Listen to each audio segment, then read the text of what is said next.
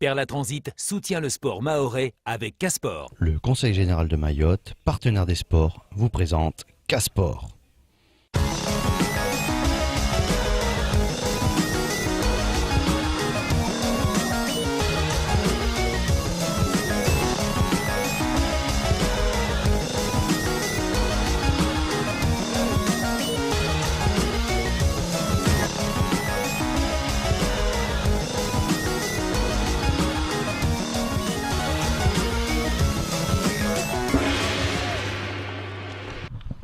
Bonsoir, bienvenue à toutes et à tous pour cette nouvelle édition de Casport. C'est un véritable plaisir de se retrouver ce soir pour une actualité sportive riche et extrêmement chargée. Alors on va faire un rapide tour de table, question de présenter nos invités. Et à ma droite, j'ai monsieur Sébastien Sinave. Bonsoir Sébastien. Bonsoir Khaled. Avec vous, nous allons donc parler d'athlétisme. Oui, course sur route notamment. Sébastien, rappelons-le, qui est donc le président du Racing Club de Mamoudzou. C'est ça. Et à ma gauche, Guillaume, de retour. Bonjour Khaled, ouais, toujours de retour. Comment bonjour allez-vous? Bonjour à tous. À chaque émission, vous êtes de retour. Ouais, c'est ça, vous avez remarqué. C'est 1 sur 3. Tout va bien. De retour en effet hier soir avec un garçon que j'ai ramené de l'Interligue U15 en Bretagne. Vous l'avez ramené de l'Interligue? Oui, parce que j'étais parti avec les filles sont rentrées, oui, je suis resté pour attendre le garçon et je suis rentré avec lui. Très bien. Sans plus attendre, place au sommaire de cette édition. Bonsoir et bienvenue dans Casport. Au sommaire de cette édition, la 4e édition des 10 km de Mamoudzou avec Sébastien Sinave pour nous parler des nouveautés. En football, l'Interligue des U15 féminines dresse son bilan de la saison 2016-2017 au retour de la métropole. Le point dans cette édition. Du côté du rugby, les préparatifs de la finale du championnat à 15 se préparent pour le week-end prochain. En jeu, une place pour la finale Océan Indien à la Réunion en mai prochain. Le championnat de handball chez les féminines et masculins suit son cours. Les caméras de Casport étaient à Tsingoni ce week-end pour voir le match face à Team Koura. Enfin en basket, les matchs retour des playoffs se sont joués. Tous les finalistes sont désormais connus. Retour sur les résultats en fin d'édition. Nous allons donc ouvrir cette édition avec une page athlétisme. Nous allons parler des 10 km de Mamoudzou, une course que tout le monde connaît à Mayotte. Sébastien Sinave, la 4e édition est donc programmée. Oui, le dimanche 21 mai. Initialement prévu au mois de mars, mais faute de financement arrivé en temps et en heure, on a repoussé la date.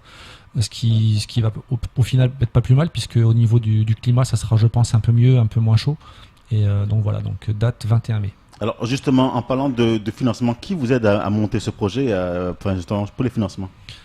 Alors au niveau des institutions, il y a la mairie de Mamoudzou, il y a la Jeunesse et Sport État, et puis des partenaires privés, si on peut les citer.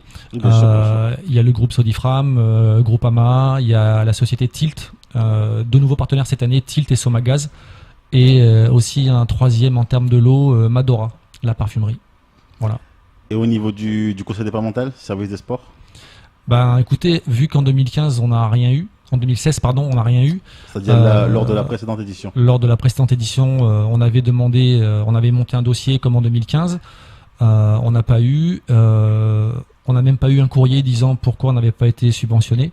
Donc clairement, j'ai pas pris la peine de faire un dossier pour 2017 parce que bon, c'est des documents, du temps, d'énergie dépensée pour pas grand-chose. Donc quand les élus auront compris que cette course a peut-être vocation à devenir un vrai événement, qu'il l'est déjà d'ailleurs, peut-être qu'on aura fait un gros progrès. Mais moi, clairement, j'ai pas de temps à perdre. Voilà. Et justement, ce genre de problème d'absence de financement, est-ce que ça peut avoir un impact ou pas sur la course en elle-même? Bah, évidemment que ça a un impact puisque voilà, quand on a 6 000 euros, si c'était prévu pour 2016, quand on les a pas, et ni pour 2017, forcément ça fait un trou dans le budget. Et donc cette année, la nouveauté, ça sera qu'il n'y aura pas de Kenyans. Les athlètes qui étaient venus pour entre guillemets relever le niveau de la course et donner encore plus de crédit à cet événement qui est déjà, en fait, qui a déjà une étiquette fédérale puisque la fédération nous suit.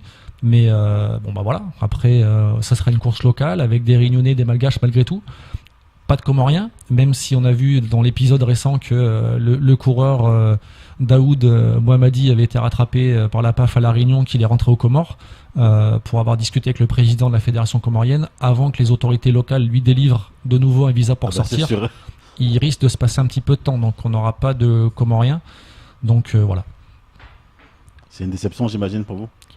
Non, c'est pas une déception. Pour vous, mais aussi pour le public, parce qu'on prenait plaisir à voir ces Kenyans, ces Kenyanes courir, performer ici à Mayotte. Oui, c'est sûr, mais bon, après, c'est vrai que on m'a fait aussi à plusieurs reprises la remarque en me disant oui, si les Kenyans sont là, nous les Mahorais, on n'a pas de chance de gagner. Bon, bah, cette année, ils auront la chance. S'ils sont préparés, il y aura que des Réunionnais et des Malgaches pour leur barrer la route. Mais voilà, c'est comme ça, c'est la 4e édition. Au moins, elle a le mérite d'avoir lieu. Et s'il n'y a pas de Kenyans, c'est pas très grave non plus. La course ne repose pas que sur les Kenyans. Ah, c'est vrai, mais quelque part, il mettait, on va dire comme vous le disiez, il permettait aussi de hausser le niveau de cette course. Bah oui, et c'est surtout que je l'avais déjà à plusieurs reprises. Moi, j'avais un petit challenge avec La Réunion pour faire de cette course l'une des courses les plus rapides de l'océan Indien. Cette année, la nouveauté, comme on l'a annoncé dans le générique avec des super images d'ailleurs, la nouveauté, c'est que le parcours a changé. Pour 2 raisons. La première raison, c'est que l'année dernière et puis les années précédentes, il y avait pas mal de soucis pour gérer le rond-point du Baobab, donc au retour de Doujani par la rocade, donc ce qui a posé quelques problèmes de circulation. Et puis la deuxième raison, c'est que voilà, je voulais proposer un parcours le plus plat possible. Donc cette année, ça va partir en gros du rond-point de la Zonelle pour se diriger vers le rond-point Tati, on peut l'appeler comme ça maintenant. Rond-point SFR, le rond-point de la Barge, le rond-point de la Pointe Mahabou. De là, on fait demi-tour. On revient vers le rond-point SFR et pour le laisser ouvert, on va devant le Barakili descendre sur le parking de la Maison des Livres et de Sodicache pour faire de nouveau demi-tour et faire 2 boucles avec une arrivée prévue place de l'Ancien Marché. Voilà. Ah d'accord, l'arrivée, ça se fait à Mamoudzou cette fois-ci. Oui. Place de l'Ancien Marché. Voilà. Et puis le retour à Kaweni comme précédemment. Il n'y a plus le retour à Kaweni, tout simplement parce que il y a aussi dans les partenaires qui ne sont plus là cette année, il y a SFR qui n'est plus là. Donc on se servait de la cour de SFR pour faire la remise des récompenses avec une arrivée devant chez Intersport. Là, on fait une arrivée place de l'Ancien Marché, on a mesuré le parcours qui fait bien 10 km. Et puis ça permet au niveau animation de course de voir les gens passer plusieurs fois. Donc c'est un peu plus sympa aussi. Ouais, donc c'est bien un événement qui est suivi rappelons-le, par la fédération. Oui, la course est inscrite au calendrier des courses hors stade. Donc voilà, c'est un événement qui est reconnu par la Fédé. Alors, pour celles et ceux qui souhaiteraient s'inscrire. Alors, il faut aller sur la page Facebook 10 km de Mamoudzou. Il y a un lien qui permet de s'inscrire en ligne sur le site Sport Pro, qui est notre partenaire pour le chronométrage. Pour l'instant, honnêtement, on a mis en place que cette solution. Ce qui nous déleste au niveau organisation de pas mal de paperasse administrative.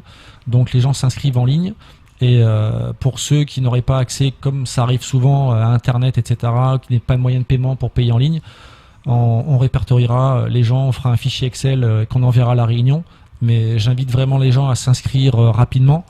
On a limité la course à 400 places. Là j'ai reçu les t-shirts qui sont franchement super beaux. Il n'y en aura pas pour tout le monde, donc j'invite les gens à s'inscrire vite.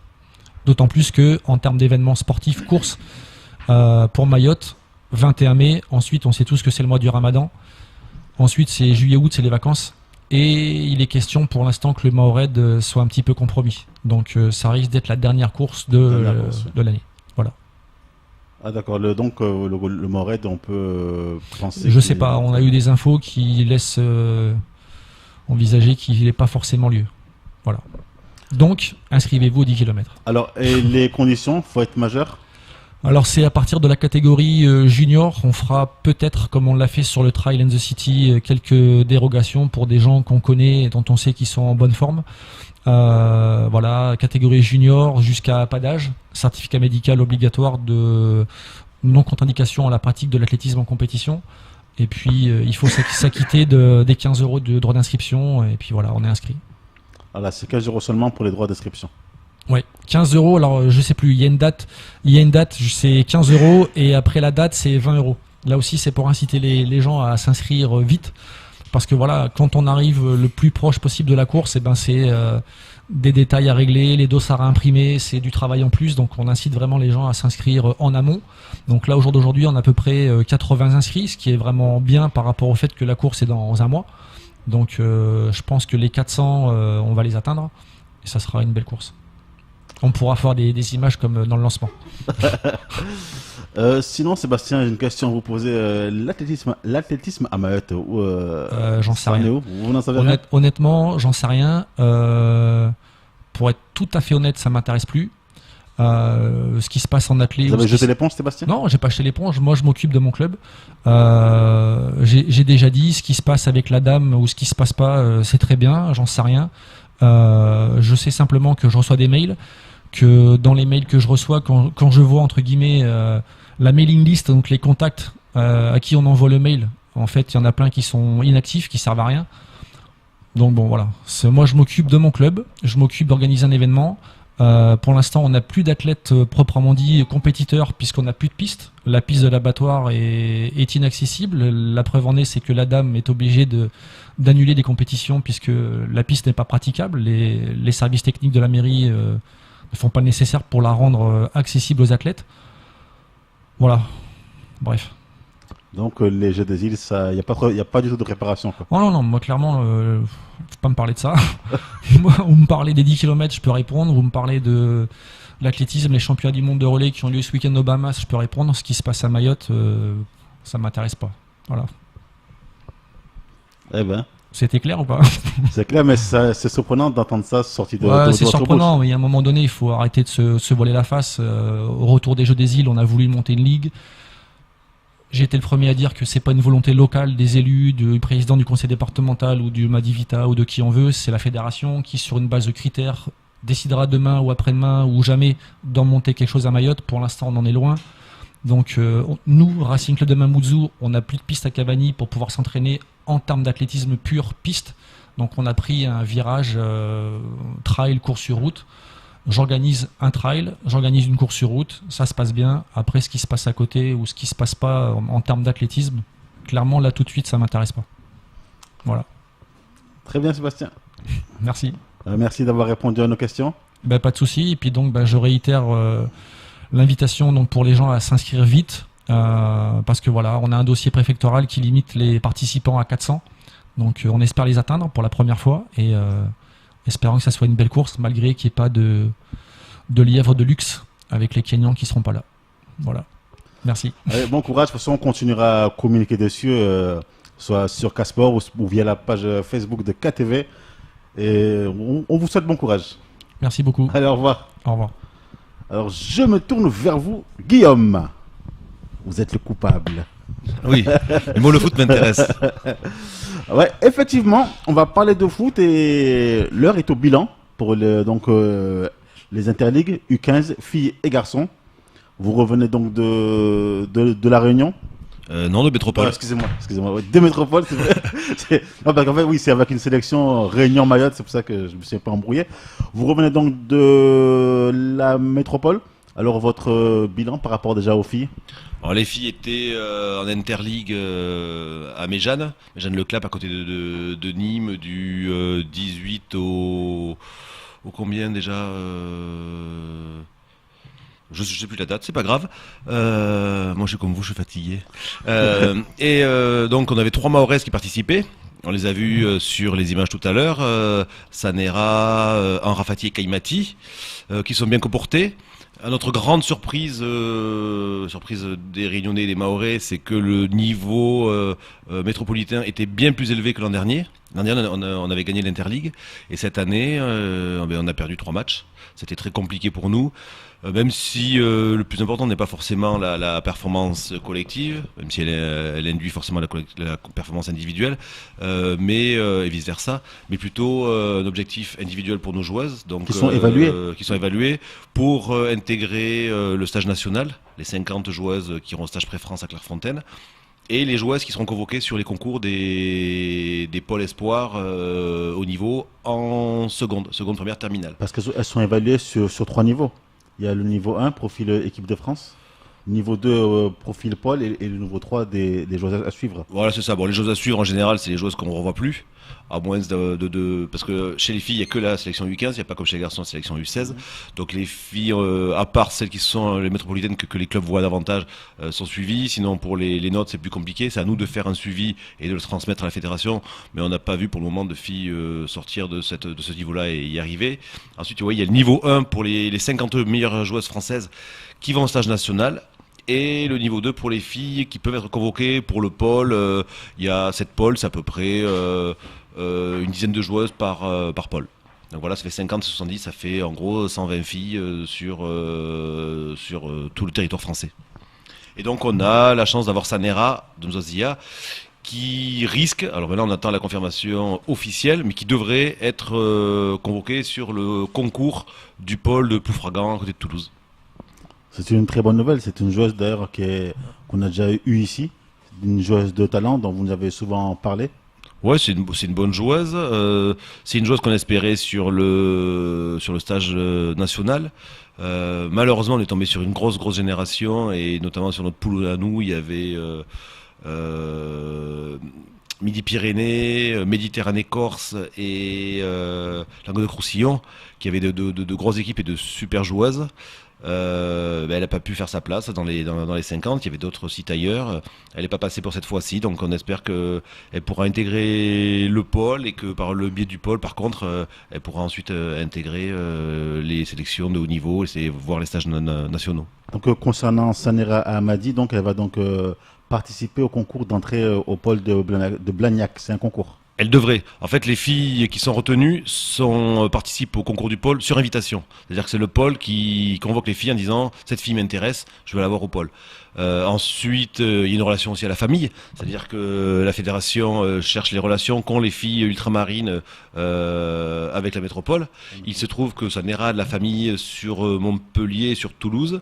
Donc le pôle qui correspondait le mieux à son projet, c'était celui-là. Donc c'est pour ça qu'elle devrait... Donc je reste bien sur un conditionnel. Elle devrait être convoquée sur le concours du pôle de Blagnac, en effet. Alors donc, au vu des résultats, bon, il n'y a pas eu de victoire. On parle donc de difficultés rencontrées sur le plan offensif par rapport au manque d'attaquantes. Ben oui, on n'avait pas de vraie attaquante, on a une milieu de terrain qui a joué. Sanera a essayé aussi un petit peu. On peut dire qu'à un moment, sur le deuxième match, on l'a un peu sacrifié justement parce qu'il nous fallait au niveau du collectif une avant-centre, donc c'est elle qui s'y est collée. Voilà, donc ça n'a pas été facile. Moi, ce qui compte surtout, c'est que nos trois joueuses se sont bien comportées. Rafati, quand elle est rentrée sur le côté gauche, a été performante. Kaibati a été très performante, elle a même été remarquée sur le premier match, mais n'a pas confirmé suffisamment, mais est une joueuse en devenir. Donc ce qui compte surtout c'est l'individu et nos trois filles se sont très bien comportées pendant cette compétition et j'espère que ce sera la même chose l'année prochaine avec les 2003 et en sachant que ces filles-là aussi pourront participer dès l'année prochaine au tournoi de la CGSOI, donc c'est encourageant avec celles qu'on avait l'an dernier qui ont toute l'âge pour participer, plus ces trois-là et celles qui sont restées à la maison aussi. Je pense qu'on a de quoi préparer une bonne équipe pour la CGSOI. Alors je vois que dans son analyse, Ousmane Gangat donc souligne le déficit de puissance athlétique donc des joueuses de cette sélection Réunion Mayotte. Aujourd'hui, quels sont donc les travaux à entreprendre justement pour combler ce déficit? On va pas tout combler. Les filles de métropole avaient pour certaines une tête de plus que nous, pour d'autres 2 ou 3. Alors je sais pas si de se manger des mabawa plus jeunes nous permettra de grandir plus vite. Je suis pas sûr. Voilà, donc d'abord c'est un problème de maturité. On a le cas chez les garçons depuis très longtemps où on a des garçons qui mûrissent plus tard et qui arrivent sur les compétitions de 14 ans et 15 ans, tout petits, tout frêles, immatures physiquement et psychologiquement. Donc c'est un problème qu'on arrive à compenser de mieux en mieux, mais qui reste quand même présent. Et chez les filles, c'est la même chose, c'est-à-dire qu'on avait des filles en face qui nous rendaient 10 ou 15 ou 20 cm, et ça devenait très vite très compliqué. Donc la suite maintenant pour cette sélection, c'est-à-dire là, elles ont été réunies uniquement donc pour ces tests-là. Et donc c'est remis maintenant à l'année prochaine. Il y a plus de suite. Elle, c'est fini, c'est au mois de mai, donc le concours du pôle. Ce qui n'est pas le cas des garçons, qui eux par contre ont eu la compétition U15 et enchaîneront avec un nouveau stage interrégional avec la Réunion au mois d'août et nouvelle interligue U16, parce que chez les garçons, la fédération veut les revoir, les clubs pro veulent les revoir, donc on fait un premier brassage en U15, on en fait un deuxième en U16 au mois d'octobre. Et pour comment ça se fait que les garçons, on va y les revoir? Ah, il faut demander à la Fédé, donc je pense que c'est simplement parce que y a beaucoup plus de joueurs pour le moment, il y a un gros potentiel, la maturité des garçons est encore plus tardive, donc je pense qu'il leur laisse du temps pour grandir. Ce qu'on a vu là, on en avait un nous sur le rassemblement, ont le temps de mûrir sur les 6 prochains mois, et on a parfois de bonnes surprises sur les interligues d'octobre, comme ça a été le cas l'an dernier. Et ça s'est bien passé pour notre joueur mahorais? Ça s'est bien passé. Il a réussi à tirer son épingle du jeu, à gagner sa place lors de la deuxième rencontre. Il aurait pu marquer, nous faire battre la Bretagne, ce qui n'a pas été le cas, dû à une faute du gardien en dehors de la surface. Bon, un petit fait de jeu. Il a montré des prédispositions. Il a pu intéresser certains observateurs. Maintenant, il part de loin. Beaucoup de travail à faire. Encore une fois, il n'est pas dans les meilleures conditions pour travailler, même si il joue avant-centre. Même si l'UCS Sada fait le maximum pour le mettre dans les bonnes conditions, le faisant jouer avec des U18 alors qu'il n'est que U15, etc.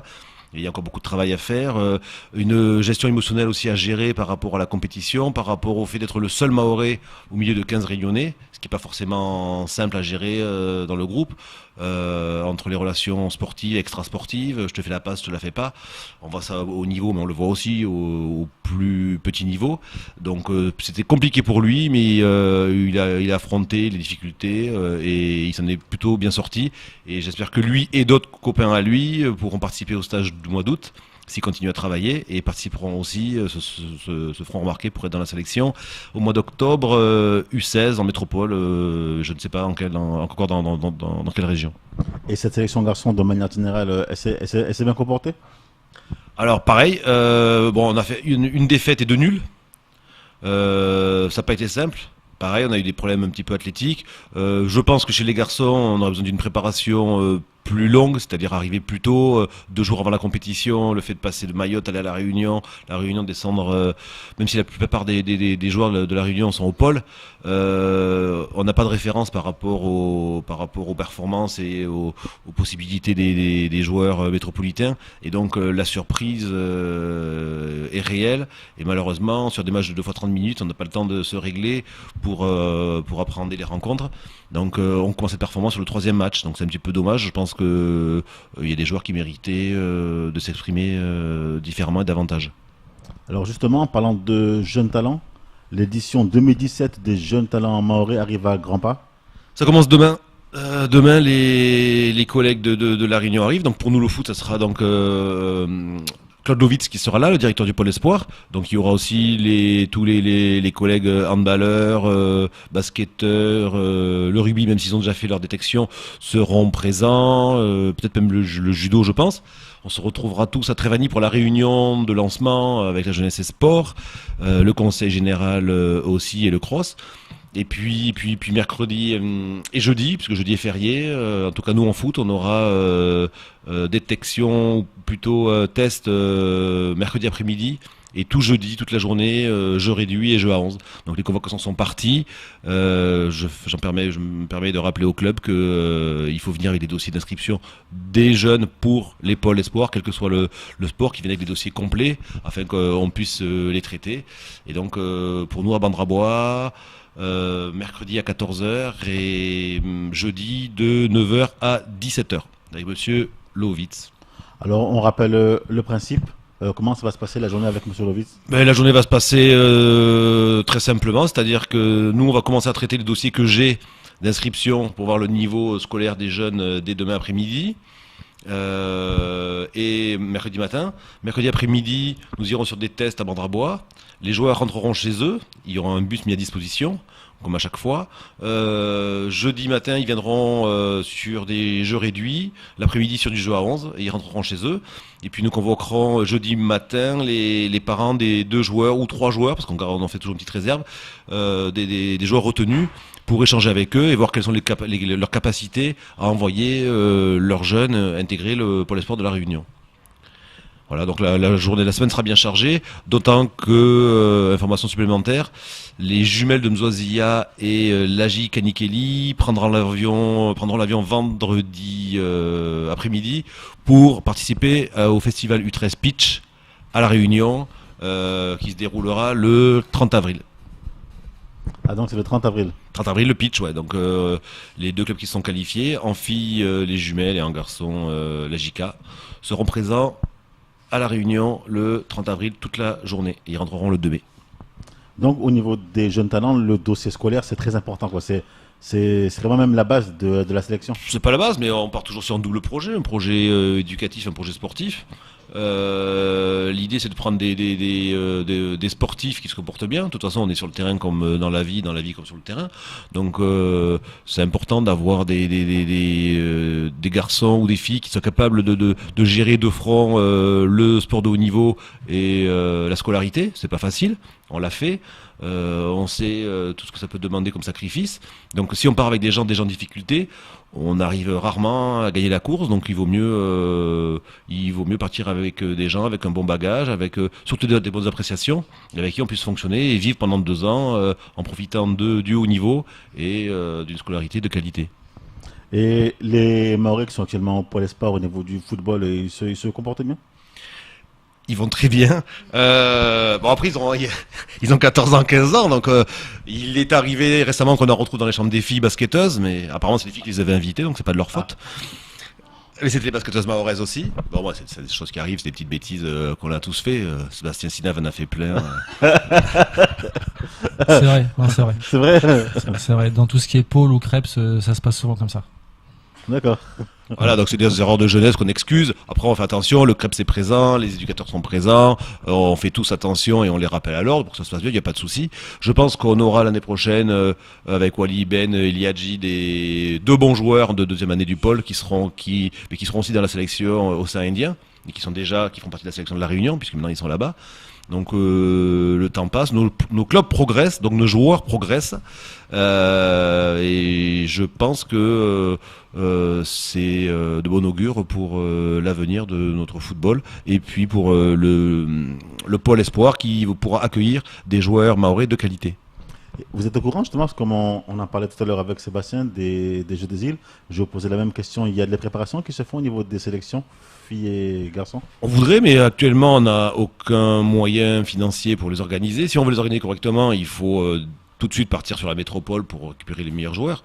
On pourrait faire des choses ici, mais qui ne ressembleraient pas à grand chose, puisque le corps de l'équipe est constitué de joueurs de la Réunion et de métropole, donc il nous faut des moyens financiers que pour le moment on n'a pas. On a fait des demandes de subventions récemment au conseil départemental, on n'a pas les réponses. Je pense qu'ils seront sensibles à cette demande et et qu'ils nous aideront, comme ils le font à chaque fois. Voilà, pour le moment on n'en sait pas plus. Ce qui m'inquiète par contre, c'est de savoir que apparemment le foot féminin n'est pas prévu au Jeux des îles. Apparemment, oui. Ouais. Et ce qui nous surprend beaucoup, puisque ça fait 2 ans que l'on fait la CGSOI féminine, où il n'y a que le foot féminin, donc pour les jeunes, pour les U17. Et derrière, on fait sur 4 ans, on fait 2 fois les U17, et derrière, on fait pas de sélection senior. Je trouve ça un petit peu absurde, ce qui me surprend pas trop non plus de la part de ces instances-là, qui parfois ont des décisions un petit peu surprenantes. Mais j'espère qu'avec les autres pays volontaires et qui souhaitent que le football féminin se développe, on pourra influencer les décideurs afin que il n'est jamais trop tard, quoi, afin que s'il y a une volonté de tous les pays, afin que le foot féminin soit représenté. Après, on sait aussi que les pays qui organisent ont des obligations, mais après choisissent leur pays. Et quand on n'est pas performant dans une compétition, on va l'éviter. Bah, ils ont même enlevé le handball, ils l'ont supprimé. Mais oui, mais on sait pourquoi. Donc après, à nous de nous battre avec les autres pays pour pouvoir voir, en tout cas le foot féminin. Et nous, on se battra pour que ça puisse revenir sur les Jeux des îles, parce que c'est important pour le développement du foot féminin. Très important, en effet. Ben, merci Guillaume. Et avec plaisir. Et normalement, je serai là lundi. Ah, vous serez là? Ouais. Sauf que lundi prochain, c'est férié, on n'est pas là. C'est pour ça que je dis ça. Très bien. On va maintenant passer à la page handball. Badirou s'excuse, il est absent, il n'a pas pu venir ce soir. Nous avons filmé un magnifique sujet, un gros match entre Tingoni et Timkoura. C'est du handball féminin. Je vous propose de découvrir ces images signées de Nzena Studio.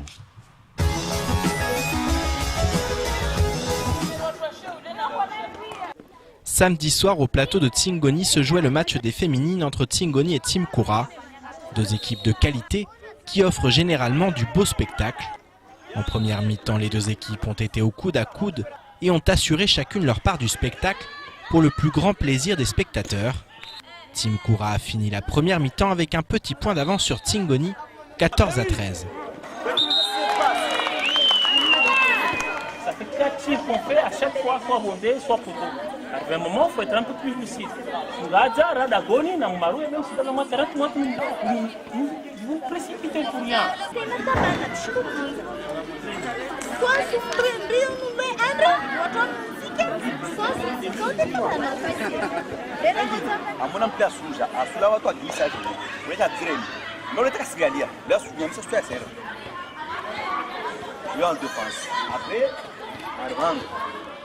Au retour de la pause, le match a été difficile pour les deux équipes car le score était toujours aussi serré et la pression est montée d'un cran. Tsingoni n'a rien lâché mais malgré tous les efforts, Team Koura a su garder jusqu'au bout son tout petit point d'avance qui lui a offert la victoire sur le score de 24-25. Pour Tsingoni, la défaite est lourde car les joueuses étaient à domicile. L'amertume un peu parce que l'équipe a trop d'échecs au niveau de ses tirs. Du coup, ça nous empêche de mener un match et de le terminer à bien. Donc on a couru un peu derrière le score depuis le début jusqu'à la fin. Ça nous a pas souri et puis malheureusement pour nous, quoi. Écoutez, c'est le match de Tsingoni et Team Koura, ça a toujours été un match très serré au vu du score. Le match aller n'était pas aussi évident. On a fait beaucoup d'efforts en deuxième mi-temps pour la gagner. Et cette match aussi, on a dû s'arracher pour le gagner. C'est dit, nos joueurs ont fait beaucoup d'efforts. Et ils ont été costauds en deuxième mi-temps. C'est un match qu'on a pu mener plus de 4 buts. Mais bon, Tsingoni, c'est une des plus grandes écoles de handball à Mayotte. Ils ont su revenir au score et c'était difficile. Une belle victoire pour Team Koura remportée sur le terrain de son adversaire numéro 1. Tsingoni a encore plusieurs matchs pour se rattraper et pour cela le coach devra remonter le moral de ses joueuses, très déçues après la défaite.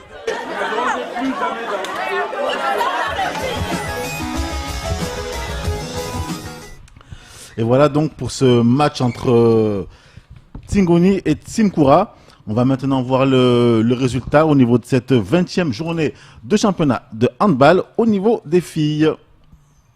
Alors donc on voit cette victoire de Kombani 23-17 sur le terrain de Kanikeli. Lourde défaite de Aïma Sada, le club de notre ami Badirou, qui s'incline 38-21 face à Boni. Dembeni qui gagne face à Alakarabou Hand par le score de 30-20.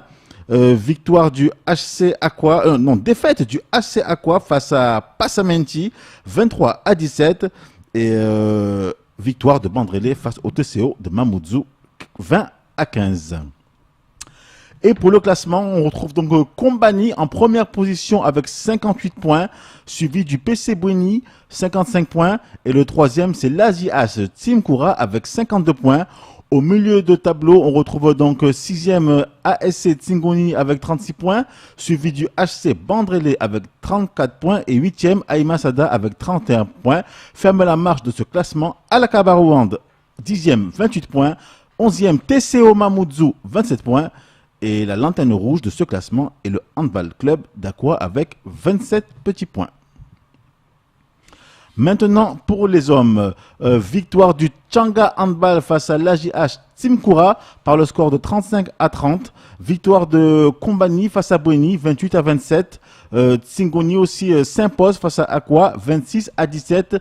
L'Alliance Club de Chikoni gagne de justesse. Un match très serré 30-29 face au Bandrabois Handball Club. Et le Handball Club de Dzoumonier gagne 35-33 face au Handball Club de Kanikeli. Et victoire chez Aïma Sada qui l'emporte 39-32 face au Handball Club de l'Abattoir. Pour le classement, donc à l'issue de cette 20e journée, premier l'ASC Tsingoni avec 55 points, deuxième l'AJH Team Koura avec 49 points, troisième Handball Club d'Aqua avec 48 points. Au milieu du tableau, on retrouve donc Alliance Club de Chikoni 6e avec 38 points. Aïma Sada 7e avec 35 points. Et les 2 derniers sont le Handball Club de l'Abattoir, 11e avec 29 points. Et Bandrabois Handball Club, 12e avec 21 points. Voilà tout ce qu'on pouvait dire donc sur cette 20e journée de handball. On a donc eu le résultat et le classement et on se donne donc rendez-vous la semaine prochaine pour parler de cette 21e journée. Nous allons maintenant changer de sujet et parler de danse hip-hop avec Sophie qui est là. Bonsoir Sophie. Bonsoir Khaled. Comment allez-vous? Très bien, merci. Alors, on va parler avec vous donc de l'hip-hop évolution et de l'actualité. Oui, l'actualité est assez dense puisque on vient également de terminer la grande finale Street Dancer Show, mais surtout on est en pleine préparation pour le crew gagnant de Battle of the Year Mayotte qui va défendre les couleurs donc du 101e département à Botti-France à Montpellier, donc le 5 et 6 mai prochain.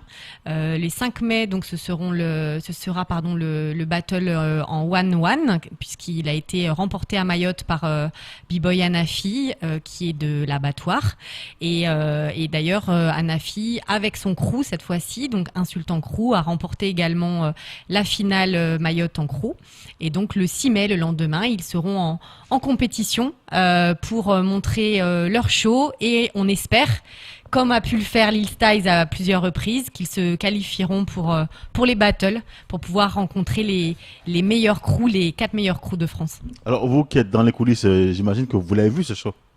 Oui, bien sûr. Alors déjà, c'est celui qu'ils ont montré à Botti Mayotte, mais vous avez raison de le signaler, c'est qu'il y a toujours une évolution entre ce qu'ils montrent à Mayotte et ce qu'ils vont ensuite montrer aux France.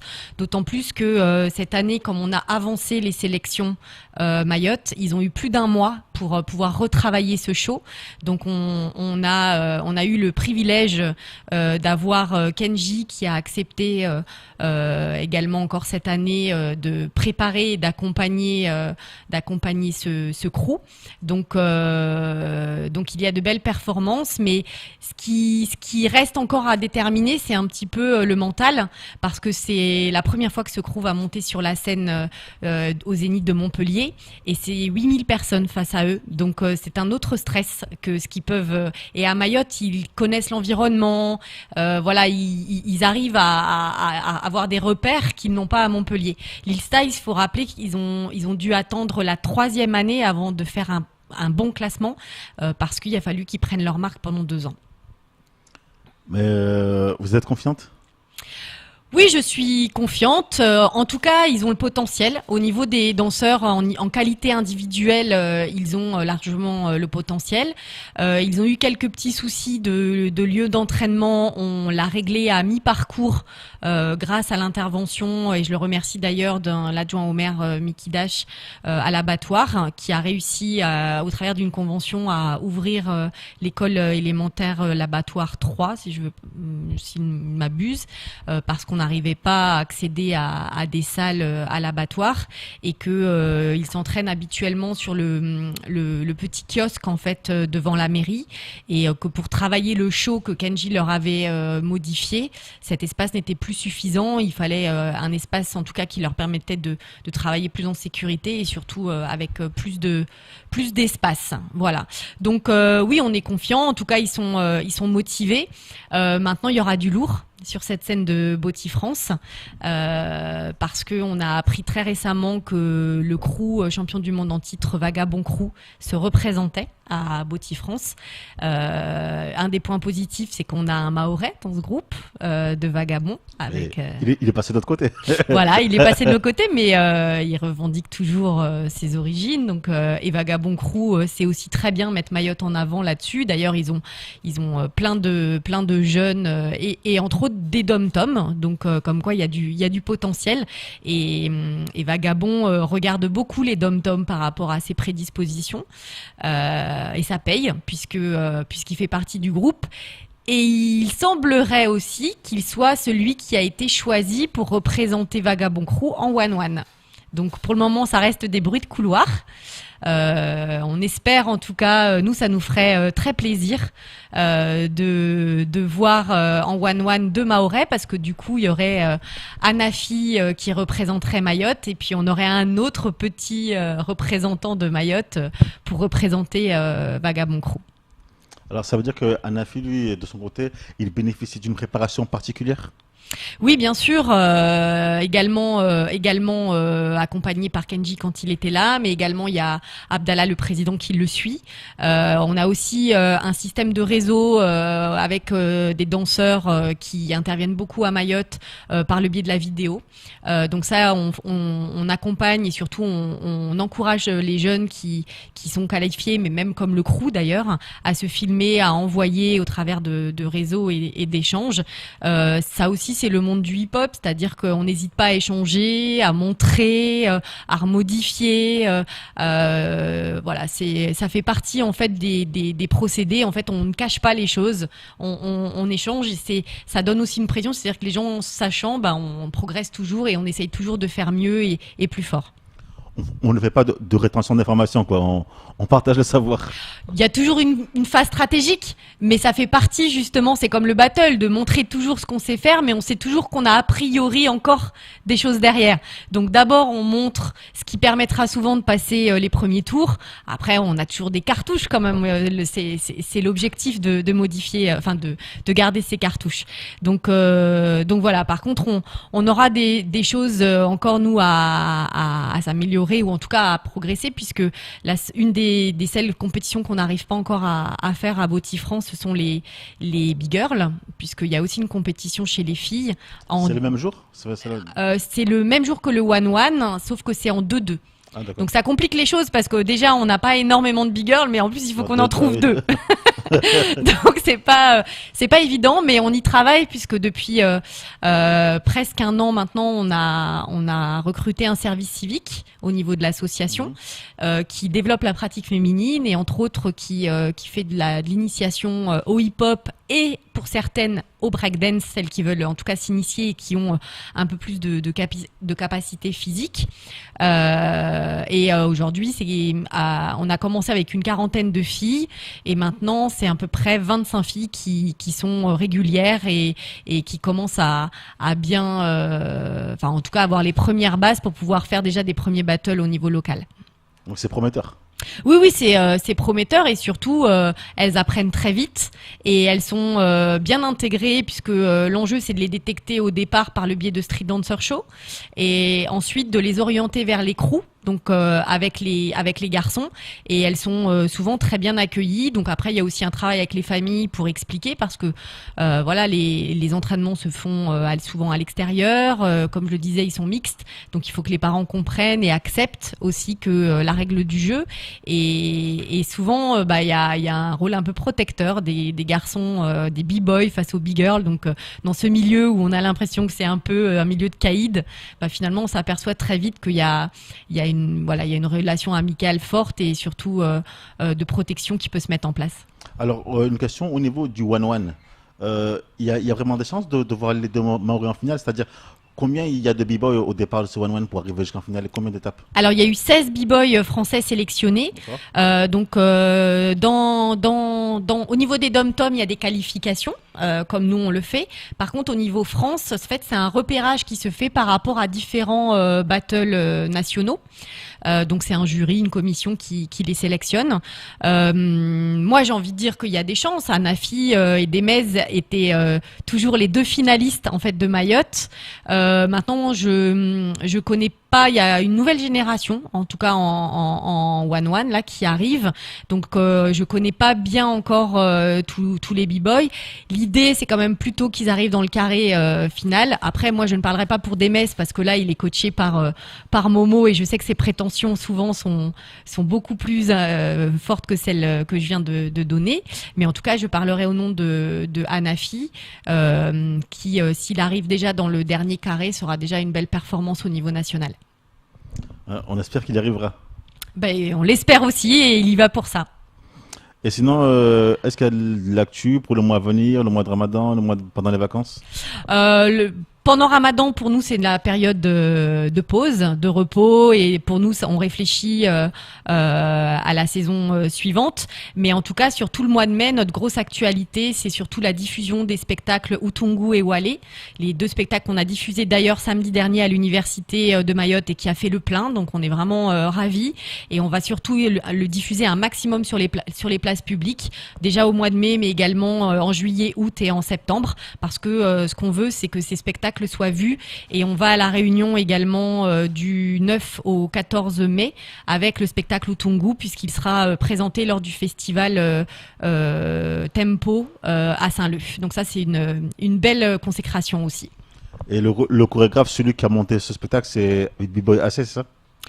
Utungu, c'est Kenji, et Wale, c'est AC. AC, voilà, tout à fait. Et c'est lequel qui sera présenté à la Réunion? Utungu. Utungu, d'accord. Voilà. Et vous pouvez nous décrire un peu le synopsis, enfin comment ça se passe, En fait, alors, qu'est-ce que retranscrit Alors les 2 spectacles et ça c'est le choix des danseurs, les 2 spectacles en fait ont un thème un peu similaire, puisque c'est le message justement de l'étranger à Mayotte, et ils le traitent de manière très différente, mais en tout cas les 2 sont plutôt positifs, et ça c'est le message que les danseurs voulaient faire passer, puisque c'est justement le rapport que les hip-hoppers ont entre eux, c'est-à-dire que tout le monde se mélange, et là c'est le fait que chacun apporte sa pierre à l'édifice, quel que soit si on est mahorais, comorien, réunionnais, et donc là c'est vraiment le message, c'est de dire peu importe en fait sa nationalité, l'idée c'est quand on habite sur un territoire, on fait avancer ce territoire. Très bien Sophie, je vois que Guillaume nous fait des signes, apparemment c'est fini. Il vous a remplacé. Bon, merci. Merci beaucoup, Khaled. Sur ce, il est temps de se quitter pour une courte page de publicité, et on se dit à tout de suite.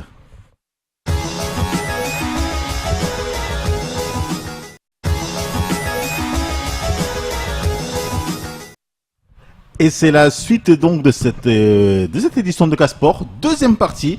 Nous allons donc entamer avec le rugby et la finale du championnat qui aura lieu samedi 29 avril de 13h à 17h au stade de Chiconi. Alors vous aimez le rugby, Guillaume? Moi j'aime bien le rugby, bon, j'aime tous les sports. Je suis aussi ami avec beaucoup de pratiquants, quels que soient les clubs, même si j'ai mon ami président Eric Ladman du rugby club de Mamoudzou. Mais ça sera sûrement une belle finale. On avait 3 équipes qui étaient au classement bien serré pendant les différentes rencontres qu'ils ont opposées. Un peu surpris que Bouini ne soit pas déplacé vendredi dernier pour la dernière rencontre contre Mamoudzou. Mais apparemment, c'est la commission qui a décidé que le match ne devait pas être rejoué. C'est bien ça? Ça n'aurait rien changé au classement? Oui, mais c'est pas problème de classement, mais c'est juste par rapport à la beauté du jeu, par rapport au sport. Ça aurait été sympa d'avoir ce match-là, et je pense que ça aurait permis aussi à Mamoudzou de se préparer. Maintenant, on attend la finale avec impatience, puisqu'on sait que les rencontres entre les petits terriens et le RCM sont toujours croustillantes. Oui, rappelons-le, cette finale verra donc le RC Mamoudzou contre le RC Petite Terre, le RCPT.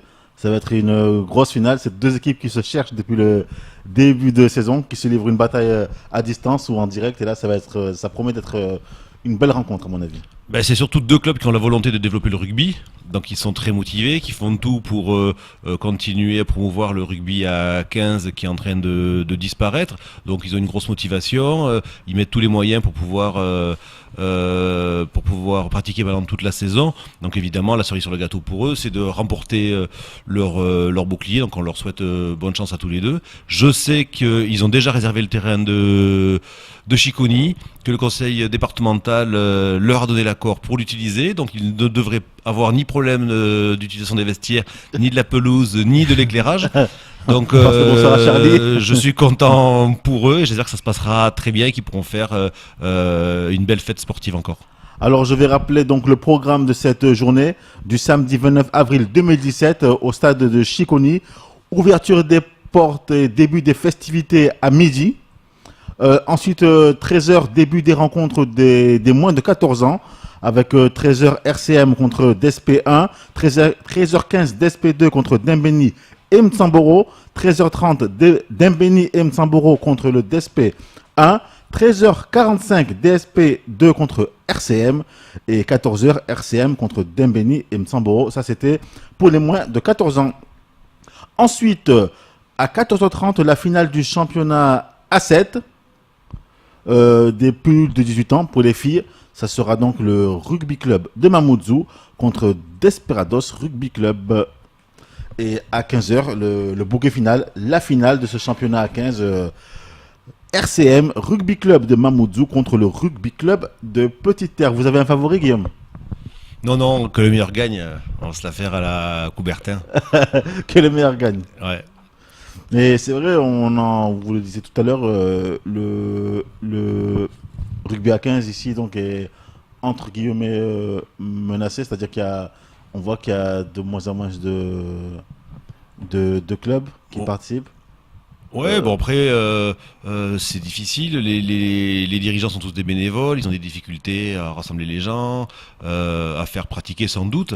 On voit quand même que sur les U14, il y a du monde qui est présent. On retrouve le DSP aussi, donc encourageons-les parce que je pense que tout le monde a sa place. Je pense qu'on a suffisamment de jeunes à Mayotte pour que tous les sports soient représentés et puissent accueillir tous ces enfants qui ne demandent qu'à pratiquer une activité sportive. On n'est pas en concurrence.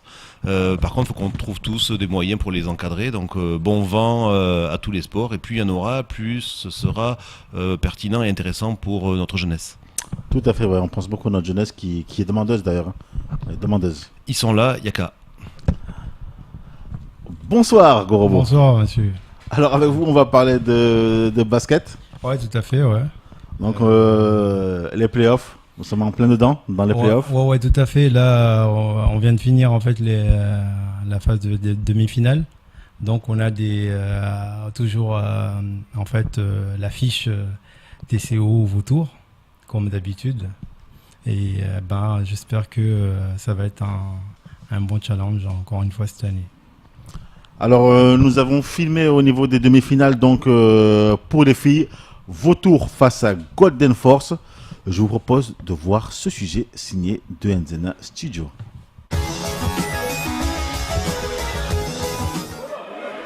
Au gymnase de l'Abattoir s'est déroulé dimanche le match retour des playoffs chez les féminines. Vautour de l'Abattoir face à Golden Force de Chiconi. Le match allé à Passamenti le week-end dernier a été à l'avantage des Verts. Les Chiconiennes ont donc leur revanche à prendre. Ainsi, au premier quart-temps, Golden Force s'est donné les moyens de prendre l'avantage en menant au score de 6 points. Mais Vautour a contre-attaqué au second quart-temps en rattrapant son retard. Score à la mi-temps, 29-29. Je ne devais pas avoir peur, là on est chez nous là. Pourquoi on a peur? Il n'y a pas à avoir peur là les filles. On est chez nous, on doit prendre des risques là. Parce que si on ne prend pas des risques, on ne va pas passer. Il faut prendre des risques. Là ça veut dire, le risque c'est quoi? Je défends sur quelqu'un, je dois défendre à mort. Tu vas te mettre au niveau de la ligne médiane. Surtout, regardez, il ne faut pas que le score soit grave. Restons collés. Si on les dépasse, on en profite. Dès qu'on est devant, on temporise. En seconde période, les joueuses de Petite Terre ont été très offensives et ont pris l'avantage. L'équipe de Chiconi a résisté sans jamais pouvoir recoller au score, laissant ainsi filer la victoire. Score final, 66-46. Effectivement, on était très motivés aujourd'hui parce qu'on a voulu gagner ce match. On a voulu aller en finale. Ils nous ont battus la semaine dernière. On se dit aujourd'hui, peu importe ce qu'on fera, ce qu'il y a à faire, mais il faut qu'on gagne ce match. Dieu merci, on est arrivé, on a réussi, donc on va en finale. Nous, on doit continuer à ce qu'on gagne aussi la finale, à ce qu'on représente Mayotte. Ça sera pour Mayotte, mais ça ne sera pas pour Vautour. Les filles de Vautour sortent donc grands vainqueurs des playoffs et disputeront la finale face à BCM, qui a également obtenu son billet pour la finale, en l'emportant face à BC Iloni.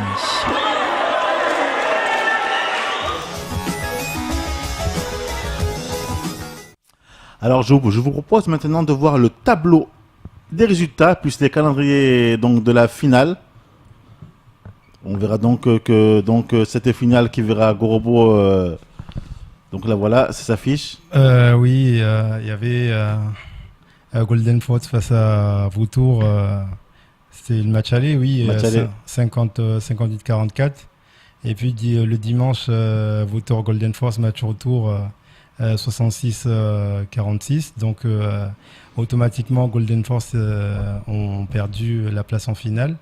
Et le samedi, BC et BCM 47-54. Et BC Iloni, pareil, 61-46. Ce qui laisse la place en finale de BCM. Maintenant, l'affiche Vautour BCM, c'est le match retour. Il y aura d'abord la finale aller jeudi. Ouais, exactement, la finale aller jeudi. Et puis, finale retour dimanche, qui sera à 18h à Vautour. Maintenant, pour les hommes, là, c'est votre catégorie. On va voir donc maintenant s'afficher le calendrier pour les hommes. Pour les hommes, bon, match aller, il y a eu 72-103 pour Vautour et 97-90 pour Vautour toujours. Ils ont gagné les deux matchs. Ouais, là, Jeunesse Canon, votre club d'ailleurs, vous n'avez pas pu rivaliser face à Vautour. Ah ouais, tout à fait. Ouais. C'était un peu compliqué de rattraper les 31 points. Mais alors, selon vous, qu'est-ce qui s'est passé? C'était, on va dire que on n'était pas prêt en match aller. Match retour, on a voulu faire vraiment rentrer dans le game, mais malheureusement, on n'a pas pu aussi. Mais on finit quand même le championnat avec des applaudissements. Et puis c'était beau. Le meilleur a gagné. On laisse la place pour Vautour. Alors justement, on va découvrir les images qui ont été filmées par deux NZA Studio. C'était la demi-finale masculin, les playoffs qui voyaient s'opposer Vautour face à Jeunesse Canon.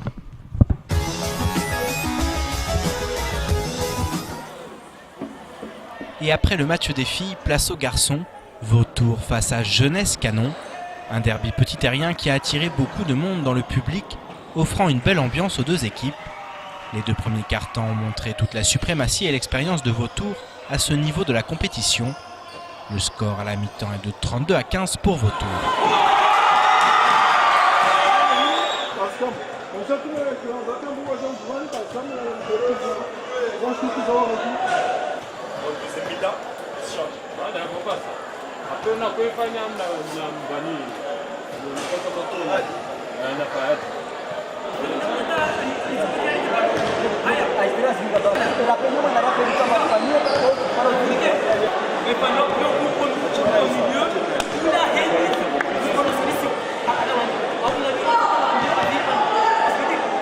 À la reprise, le match a été plus serré et plus équilibré, avec plus de contact physique et de shoot à 3 points. Mais encore une fois, l'expérience de Vautour a parlé, et c'est avec 10 points d'avance pour les Verts que le troisième carton se termine. Mais le quatrième carton va connaître un grave incident avec le panneau de basket. Au moment d'un dunk, le panneau s'est effondré sur Jordan Henry de Vautour, qui a emmené dans sa chute Charcane de Jeunesse Canon qui le marquait. Les deux joueurs ont été transférés à l'hôpital. Leurs jours ne sont pas en danger, mais les blessures sont importantes. Cela aurait pu vraiment tourner au drame s'ils avaient reçu le panneau sur la tête. Sous le choc, le match a été arrêté, alors qu'il restait 1 minute et 21 secondes à jouer avec l'accord des deux équipes. C'est donc une nouvelle sélection en finale pour Vautour sur un score de 97-90. Les petits terriens rencontreront dès mercredi au gymnase de l'abattoir TCO de Mamoudzou, en espérant que le panneau sera préparé et sécurisé afin que ce genre d'incident n'arrive plus. Toute l'équipe de Casport souhaite un bon rétablissement à Henri et Charcane.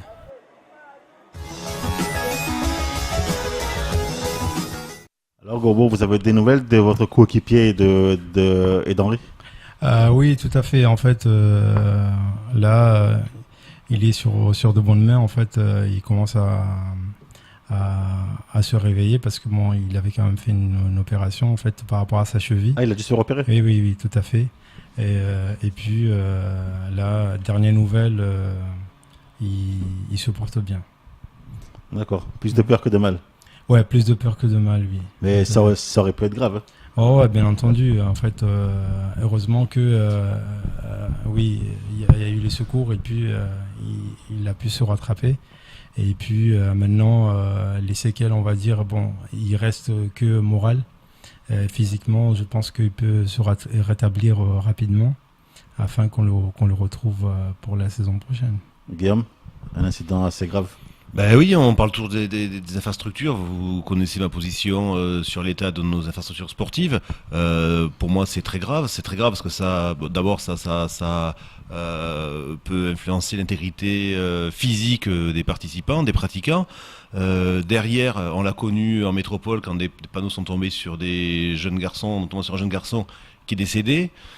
Ça entraîne aussi des poursuites et des élus qui se sont retrouvés en prison à cause de ça. Je crois qu'il faut que nos élus, pour que ça ne leur arrive pas, parce qu'on le souhaite à personne évidemment, prennent des disponibilités nécessaires pour avoir des infrastructures de qualité, vérifier que tout soit en bon état, afin que les sportifs puissent pratiquer dans de bonnes conditions et sans danger, et que eux, élus, ne se mettent pas non plus en danger pénal pour des problèmes d'infrastructures vétustes ou mal installé. Apparemment, c'est le panier qui n'a pas bien été, le panier qui n'a pas bien été lesté, quoi. Ouais, bien entendu. En fait, en termes de sécurité, sur 4 blancs, apparemment, il y en a 2 qui ont été mises de côté. En pensant qu'il n'y allait pas avoir de dunk, mais malheureusement, on ne peut pas, sur le coup de l'action, faire rejouer le match. Sinon, mais il faut jouer le match. Donc, du coup, l'incident est survenu sur l'état où on a fini le match avec un grave incident, quoi. Après, c'est toujours la même chose. Tant qu'il n'y a pas d'accident, tout va bien, on peut tout faire. Tout on le voit en basket. On va pas chercher, tirer sur l'ambulance à savoir qui est responsable, parce qu'on est tous responsables. Nous, éducateurs, quand on joue au foot, on laisse pas les buts de foot forcément. Il y a des gamins qui s'y accrochent. Les buts restent comme ça sur le bord des terrains. Si un gamin tombe dessus, il y a des gens qui sont responsables. On est tous responsables. Pour un panier de basket, on se dit bon, ça va bien se passer. Puis le jour, ça se passe mal. Tant qu'il n'y a pas mort d'homme, ça va, mais le jour où ça arrivera, il faudra désigner les responsables. Et d'abord, on perdra quelqu'un, un coéquipier ou un sportif. Et puis, il faudra désigner les responsables et ça va très très loin. Il faut en prendre conscience pour le bien de tous. En espérant que cette prise de conscience se fasse. Alors, sinon, pour revenir donc sur le terrain, si la régie peut nous renvoyer donc les résultats de ces finales hommes. Donc on voit ici Gorobo, BCM TCO. On a, oui, BCM. 78 à 74 en faveur du BCM. Tout à fait, 81 à 71 en faveur de TCO. Donc par rapport aux différences de points, c'est TCO qui passe. Et puis en deuxième temps, ça c'est pour les matchs allés, il y aura TCO contre Vautour. Parce que en attendant en fait par rapport au classement, c'est passé automatiquement ceux qui gagnaient contre BCM passer sur l'action. Donc en finale. TCO donc contre Vautour, ça va être une grosse finale, ça. C'est vraiment la finale qu'on s'y attendait tous. Et donc c'est Vautour qui reçoit pour ce premier match. Pour ce premier match, exactement, c'est Vautour qui reçoit vu qu'ils sont premiers. Vous pensez que c'est mieux d'aller c'est un avantage pour TCO de recevoir au match retour selon vous? D'aller chez Vautour à l'aller et puis retour être chez eux. Après, c'est une question piège aussi parce que c'est vrai qu'ils ont l'avantage du terrain si ils jouent le troisième match, mais s'il s'avère que ce troisième match ne se joue pas, ils peuvent, même s'ils étaient premiers, perdre le match parce que ils ont joué 2 matchs d'affilée à laquelle ils vont commencer chez eux. Donc maintenant. C'est à TCO en fait de prendre les choses en main, de changer la tendance. Mais après, c'est une chose qui n'est pas facile. Ça sera un bon game. Est-ce que c'est le cas en basket comme en football, que le choix de celui qui reçoit et celui qui se déplace sur le premier match et le deuxième match a une influence ou une importance sur le résultat final? Oui, tout à fait. C'est bon. Il faut 2 victoires, tout simplement. Donc, celui qui gagne les 2 matchs,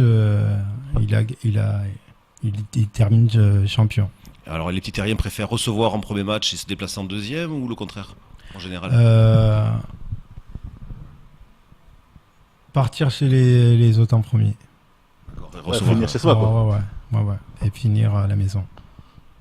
Ah ouais, donc là, c'est quand même 2 matchs à gagner. C'est Ouais. c'est pour ça d'ailleurs qu'on assiste souvent à un 3e match, parce que Exactement. souvent il y a une équipe qui gagne chez elle, Voilà, exactement. chacun gagne à domicile. Puis, Voilà, si celui. Et comment on détermine le terrain de la Belle, justement, sur le 3e match? Ça se passe Non, ça se joue chez lui. C'est le 2e, c'est celui qui a reçu en 2e? Ouais, c'est lui qui a. C'est celui qui a reçu en premier. Ah, d'accord. Ouais, tout à fait. Ah oui. Ouais, donc pour justement avoir l'avantage du terrain. Ouais. Parce que bon, il s'est battu pendant le championnat pour être premier. C'est justement, en fait, c'est ce privilège, c'est la paix de fin d'année, fin de championnat qui lui permet d'avoir l'avantage du terrain. Alors, vous avez un pronostic par rapport à ce match? D'abord, la finale des filles entre BCM et Vautour. C'est une belle finale parce qu'en fait, c'est 2 matchs de pointure aussi qu'on va assister. Maintenant, entre ces 2 jeux, ces deux jeux différents. Donc, maintenant que le meilleur gagne, et pronostiquement parlant, je ne sais pas qui va gagner. Vous n'avez pas eu d'idée? Pas encore. C'est encore, Guillaume, selon vous? Arrêtez de me tendre des pièges. En rugby, je ne savais pas. En basket, encore moins. Si Gorobo lui-même, spécialiste, je ne sais pas qui peut gagner, j'en sais rien. Je mettrai en féminine, je mettrai une petite pièce sur BCM, parce qu'en football, je ne peux pas me prononcer. En basket, si. Donc étant dirigeant de l'équipe féminine U15 de basket de BCM, je mettrai une petite pièce sur mon club. Je peux me le permettre. Ah oui. Que les filles de Petite Terre ne m'en veuillent pas, surtout. Et donc, pour les hommes, dans cette finale entre Vautour et TCO, le club pendant lequel vous avez joué pendant de très très longues années, Gorobo. Tout à fait, oui. Donc maintenant, je vois que le club a pris pas mal de maturité. C'est une finale qui sera super beau. Et je mettrai une pièce aussi pour TCO. Donc, parce que ça sera un bon match de qualité. Sur que TCO Vautour, ça promet du beau jeu. Guillaume, les Vautours, une équipe dite indomptable. T'as mis une pièce sur TCO? Oui. Pareil. Là, c'est Gorobo le dit, il a joué contre eux, il connaît les deux clubs, il connaît les 2 équipes, il a joué même dans un des 2 clubs. Donc, on peut lui faire confiance et on verra bien. On va aller faire les paris au PMU tout à l'heure et puis j'espère qu'on va gagner de l'argent. Alors, pour beaucoup, Vautour par favori. Mais pour vous, justement, qu'est-ce qui peut faire que TCO peut renverser cette équipe de Vautour? C'est de partir déjà serein et puis dire que voilà, ils ont gagné une fois contre eux. En championnat cette année. Ouais, exactement. Donc c'est quelque chose de réalisable. Et maintenant, s'ils vont chez Vautour, qui part avec tous les atouts, quoi, parce que ils ont quand même un jeu assez égal, parce que sur le jeu rapide et sur le jeu posé, je pense que ils peuvent passer en restant sereins. Ils ont des joueurs aussi grands aussi qui peuvent rivaliser face Tout à fait. En fait, dans tous les secteurs, le niveau est quasiment égal. En tout cas, ça promet d'être un magnifique spectacle. Tout à fait. Que le meilleur gagne. C'est ça, que le meilleur gagne. Alors, nous arrivons à la fin de cette émission, Guillaume. Oui, enfin juste j'avais une question, c'est en tout petit peu de temps. Oui, bien sûr, sait que pour le rugby à 15, ils iront à la Réunion pour le CCOI tout à fait, oui. Le 13 mai. Comment ça se passe pour le basket, le vainqueur garçons et filles? Quelle est leur échéance après le titre? Après le titre, ils jouent contre la Réunion. Et puis une fois la Réunion, Le gardien par Métropole. Il reçoit l'équipe métropolitaine. Ouais. Donc ils battent la Réunion et après ils jouent contre. Voilà, exactement. Parce qu'ils battent la Réunion à chaque fois. À chaque fois. Voilà. Il n'y a pas de raison que ça change. Et par contre, là, en métropole, ça serait un déplacement. On ne reçoit pas ici. Cette année On pourra recevoir cette année Cette année, j'ai pas encore les dates, en fait, les éléments. Mais je pense que. Avec ce nouveau gymnase de Pamandzi, normalement, on pourrait recevoir, je pense. Oui, tout à fait. Normalement, c'est nous qui recevons la métropole. Ouais. Tout à fait. Après la Réunion, si on gagne. C'est déjà quand même un sacré avantage. Hein. Plutôt que de se déplacer là-bas. Ben oui. Quand on parle de l'avantage de recevoir, quand c'est en plus entre Mayotte et Métropole, c'est une évidence. Ok. Merci Gorobo. Merci à vous et une bonne soirée. Et donc pour la prochaine saison, vous continuez au niveau de Nescanon. Vous bougez pas.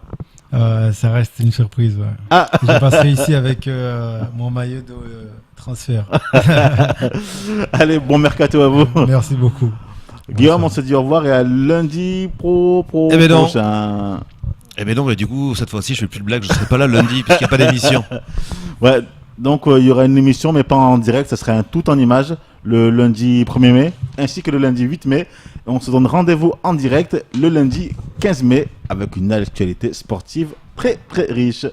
Sur ce, je vous souhaite à toutes et à tous de passer une excellente semaine. On se dit ciao ciao et bonne soirée à vous.